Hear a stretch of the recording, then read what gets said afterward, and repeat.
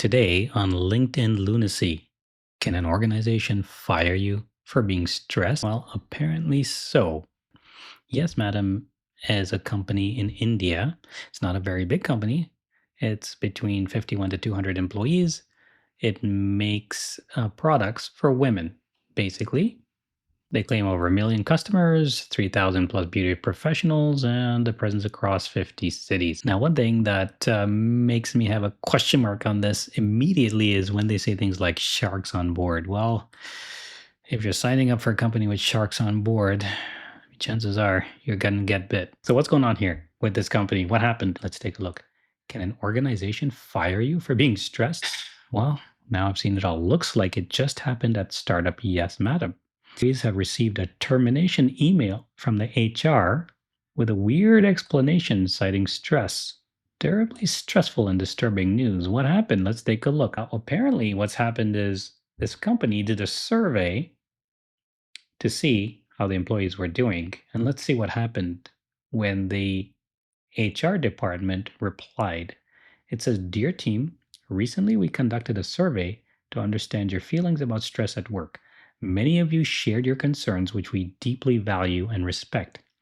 As a company committed to fostering a healthy and supportive work environment, we have carefully considered the feedback to ensure that no one remains stressed at work.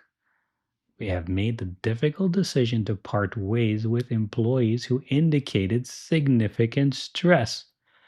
Okay, so let's get this straight. They did a survey.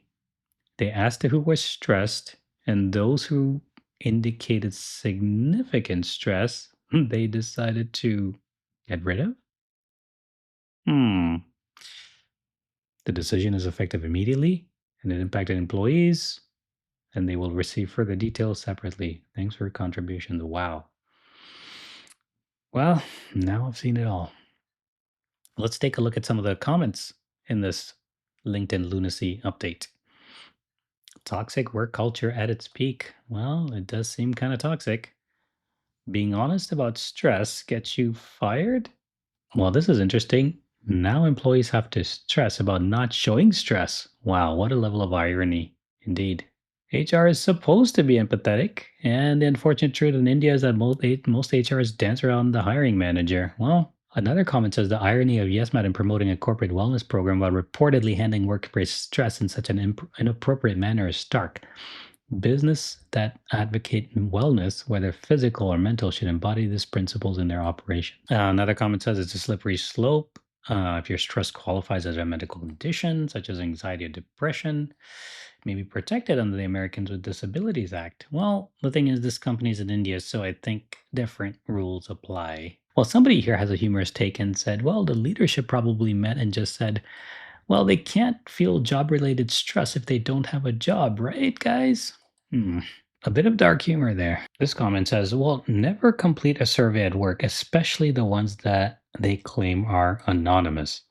Now, I don't think this is a widespread thing, but it is certainly a kind of a crazy story where the employer is going to break complete trust of the employee if this is true, and there are remaining employees as well. Should you answer surveys honestly at work? I think you have to be careful with how you reply to work, even if the survey is supposed to be anonymous. I do think that, at least in the US, there are reputable firms that do anonymize surveys. So you should look into the firm that's actually doing the survey. And for the big ones, the reputable ones, there is a level of anonymity in it, but you do have to be careful because sometimes managers get the information by group and can determine by reverse engineering if there are specific comments made, especially if they have small enough teams, they can determine who exactly provided the information with all kinds of data manipulation and basically questioning some of the other employees. So my advice is to be careful. Try not to say things if you're unsure about whether it's truly anonymous. And if you see evidence of companies not supporting what you think is important, always make sure you're ready with a backup plan.